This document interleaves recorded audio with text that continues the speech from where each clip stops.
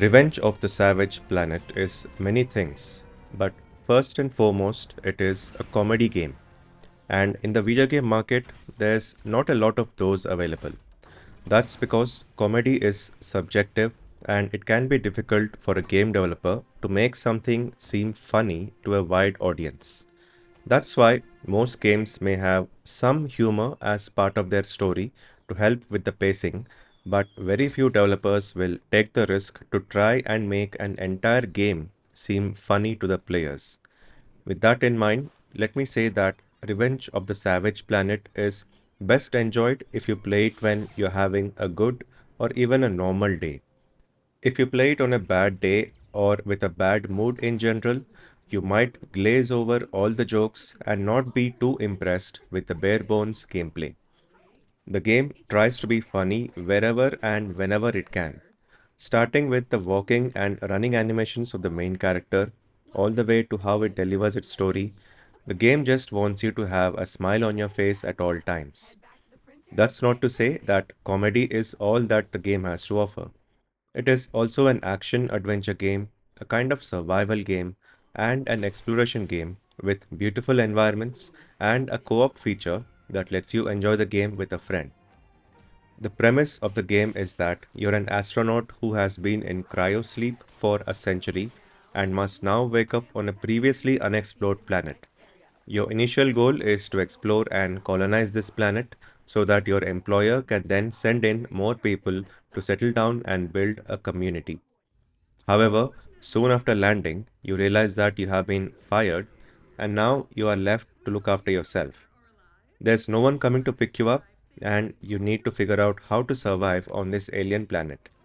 Your goal then shifts to trying to find a way back to Earth, and luckily, you get some help along the way from someone who was a key character in the first game.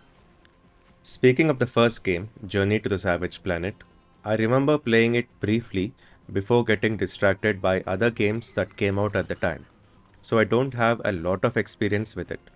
I do remember that game following a similar premise, with the difference being that it was on a single planet, while this sequel takes place on multiple planets.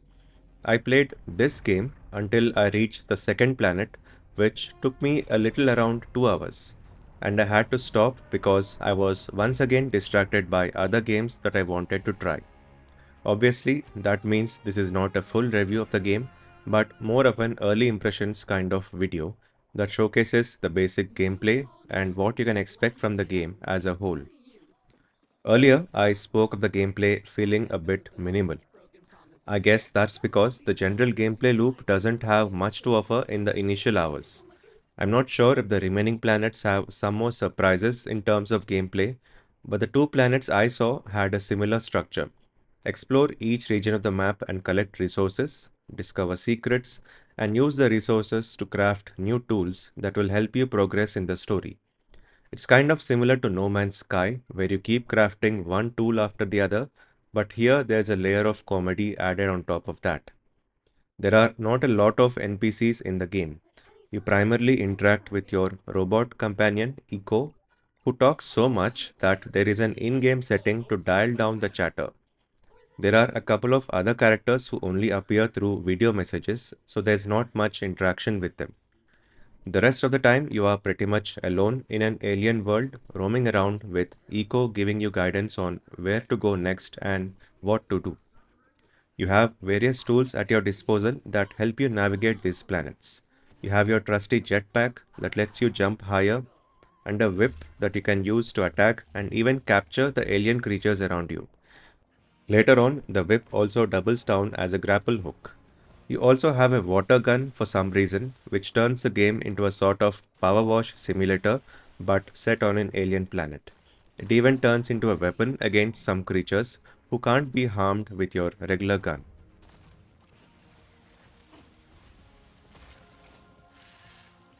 And there's also the scanner, which lets you learn about the various flora and fauna on each planet. Scanning is not mandatory for a lot of the game's progress, but scanning enemies can be useful in letting you identify their weak spots and the best weapon to use against them. Dying in a video game usually means you just reload from a checkpoint. In this game, however, death can be a little more painful because you will respawn at your habitat through a 3D printer, which is an interesting gimmick at first, but it also means you can spawn quite far away from where you were earlier. The only way to travel around a planet is on foot or using teleporters, which are available at limited points across each planet. So, unless you die close to where a teleporter is located, you can expect a long walk every time you respawn. I didn't play the co op version, so I'm not sure how this works with another player. I briefly mentioned that you can capture alien creatures. This initially felt as an optional feature, but it actually is an important part of the gameplay loop.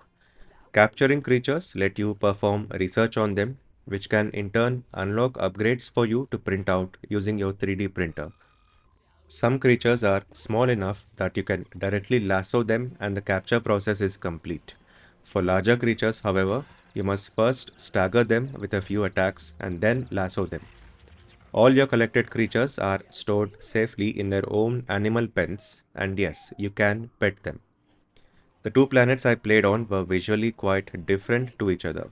The first one was like a dense jungle full of bright and vivid colors, while the second planet was a desert land which arguably felt less exciting to explore.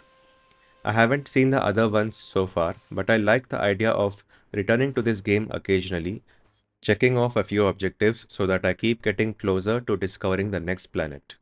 I'm not sure if there's a larger story behind all of this, or if it's just unlocking more planets until you find a way back to Earth.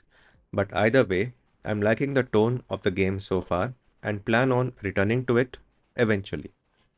If you like what you've seen so far, you can find the Steam link of the game in the description. The game is also currently available on Xbox Game Pass and is available on PlayStation as well. Thanks for watching. Congratulations! Your shiny new Kindred branded habitat is active and ready for use. Be aware that despite our best efforts to maintain high quality workmanship, some wear and tear is to be expected.